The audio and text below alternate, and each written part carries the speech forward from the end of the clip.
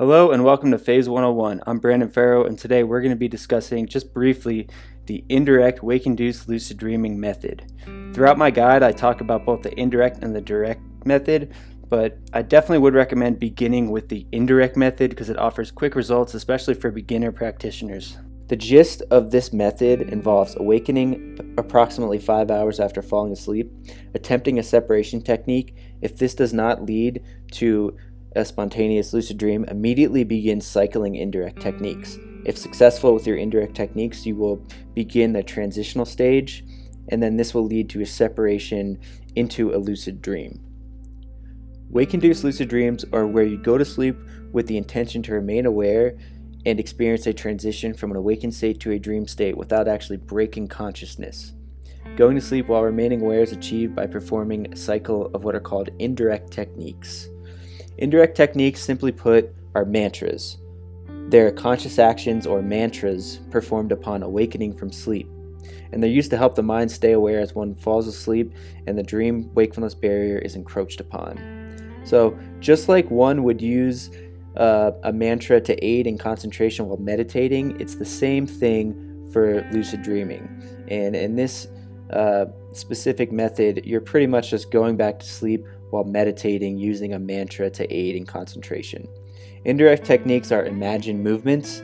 This is important. These techniques should be performed without any physical movement whatsoever. So for example, just like in meditation, when one uses the third eye as a mantra to aid in concentration, they're not actually looking in between their eyes towards their third eye, but they're imagining that point so they can concentrate on it, and it aids in retaining that concentration and holding self-awareness and preventing their thoughts from drifting away. And the same applies to this specific method of lucid dreaming. So next we're going to talk about transitioning, because I think this is important before we discuss cycling indirect techniques. A successful cycle of indirect techniques will bring you to the transition stage. The transition stage normally consists of unusual sensations, loud vibrations, loud noises, images, accelerations. Don't be frightened. Some of these can be very loud and startling, but you just want to relax and strengthen these sensations by continuing to implement whichever indirect technique brought about the transition. You can also implement some indirect techniques that are universal for strengthening the transitional period, such as straining the brain, listening in, and bulging the eyes. The sensations will peak when you continue to strengthen them, and they will fade, and the dream will be exposed. You will be either enveloped into the dream, it will completely surround you, or a spontaneous separation will occur, or you'll be in sleep paralysis, in which separation will be necessary. Again, there's some other cues that might come to you for transition that kind of will give you a good idea of what techniques to use to strengthen the transitions, but I'll always just use the universal ones that I mentioned before, and just kind of passively follow through and increase those sensations to get you out of the transition period and into your lucid dream. Separation techniques. Separation techniques are used to separate from the body and to enter the lucid dream. Again, we need to perform a separation technique just to get us out of sleep paralysis. It might be like completely dark, and you need to actually use these techniques to roll out or to separate yourself and actually break free from that stage of sleep paralysis. It's normally necessary to perform a separation technique after one has proceeded through the transitional stage, but like I said earlier, there are times where you can spontaneously enter and you won't need to separate.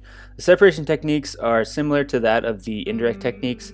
You should not use any physical movement whatsoever. It's all imagined movements. So now let's talk about cycling indirect techniques. So here's a diagram of the probability of entering a lucid dream after awakening from sleep, and this is kind of just showing what you need to do immediately after you wake, right? So look at the x-axis all the way to the left of this figure right here, and you'll notice as soon as the moment of awakening, we want to immediately attempt that separation technique aggressively and for up to about 5 seconds. And then if that fails, we want to immediately start cycling those indirect techniques. So A, B, C, we'll repeat the cycle at least 3 times. I'll normally just go for about 5 minutes, and if no transitional period presents itself, get yourself back to sleep to facilitate some of your future attempts. Imagine if anything were possible.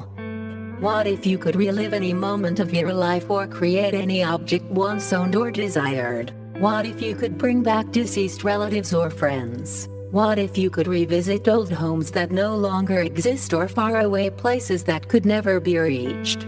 What if you could fly through worlds created by your subconscious mind to travel the mystic landscapes left unexplored and unknown? What if your senses could be significantly amplified? If the sensations felt by the physical body could be manipulated to conceive any desired feeling?